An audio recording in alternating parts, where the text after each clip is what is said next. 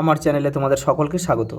আজ আমরা class 5-এর Ryan Martin প্রশ্নবিচিত্রা থেকে পরিবেশের প্রথম পর্যায়ক্রমিক মূল্যায়নের প্রথম স্কুল সলভ করব।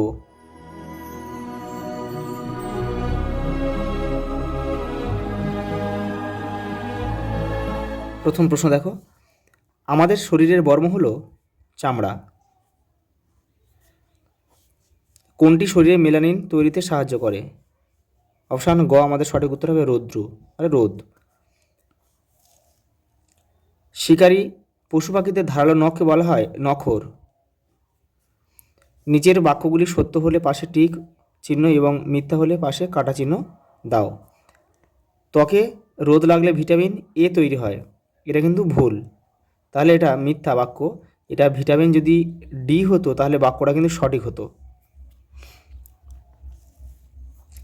গন্ডারের খড়গটি হলো শক্ত জমাট বাঁধা পালক, এটাও কিন্তু ভুল। এটা কিন্তু শক্ত জমাট বাঁধা চুল হবে বা কেরাটিন, পালক নয়।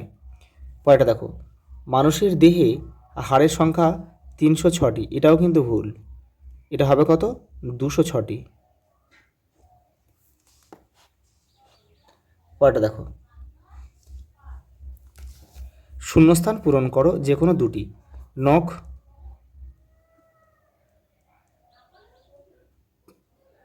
পরিষ্কার রাখা ও কাটা খুব দরকার। হৃৎপিণ্ডের শব্দ বোঝা যায় স্টেথোস্কোপ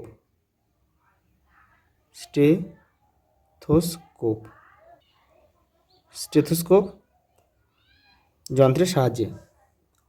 পরেরটা দেখো, যক্ষা রোগের জন্য ডট চিকিৎসা করা হয়। দেখো পরেরটা, একটি বাক্যে উত্তর দাও। গরু, ছাগল, ভেড়া, হরিণ কোনটি আলাদা খুঁজে বের করে লেখো। এখানে গরু, ছাগল, এটা হরিণটা আলাদা হবে, কারণ হরিণ হচ্ছে বন্য জন্তু, আর গরু, ছাগল, ভেড়া হচ্ছে গৃহপালিত। দেখো, একটি লুপ্তপ্রায় মাছের নাম লেখো। লুপ্তপ্রায় অর্থাৎ এখনও মাছটা পৃথিবীতে দেখা যায়, কিন্তু যদি এদেরকে সংরক্ষণ না করা হয় তবে ভবিষ্যতে কিন্তু এরা হারিয়ে যাবে, যেমন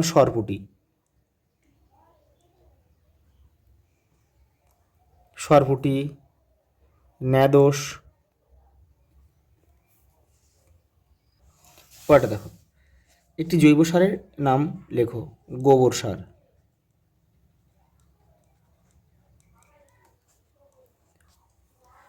কাঁধ থেকে কনুই পর্যন্ত হাড়কে বলে হিউমেরাস।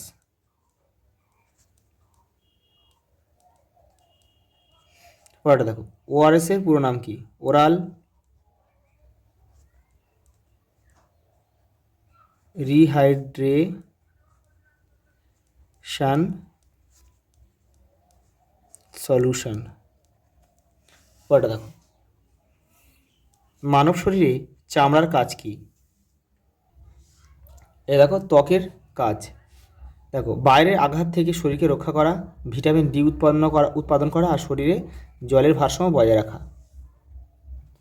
পরেরটা দেখো,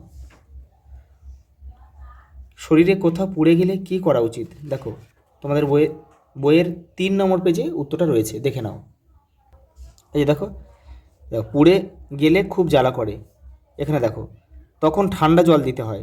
ধরো কবজির কাছটা পুড়েছে, খানিকক্ষণ ঠান্ডা জলে হাত রেখেছো, হাত তুললে আবার জ্বালা শুরু হলো, তাহলে আবার হাতটা ঠান্ডা জলে ডোবাতে হবে।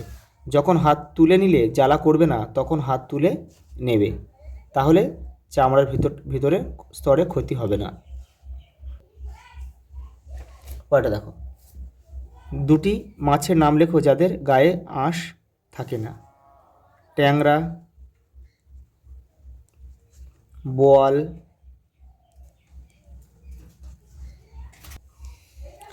পরের প্রশ্ন দেখো, লিগামেন্ট কাকে বলে? তোমাদের বইয়ের 11 নম্বর পেজে উত্তরটা রয়েছে। দেখো, তোমরা লিখবে হাড়গুলো অস্থিসন্ধিতে যে দড়ির মতো জিনিস দিয়ে আটকানো থাকে তাকে লিগামেন্ট বলে।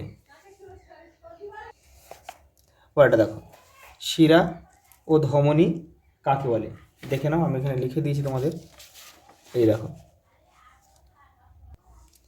দেখো, শিরা হলো সেই রক্তনালী যা রক্তকে হৃৎপিণ্ডের দিকে বহন করে নিয়ে যায়, আর ধমনী হলো সেই রক্তনালী যা রক্তকে হৃৎপিণ্ড থেকে শরীরের বিভিন্ন অংশে বহন করে নিয়ে যায়। শিরা কিন্তু দূষিত রক্ত বহন করে, আর ধমনী সাধারণত বিশুদ্ধ রক্ত বহন করে। দেখো পরেরটা দিয়েছে, দেখো ধস কি? ধস নামার দুটি কারণ উল্লেখ করো, দেখে নাও।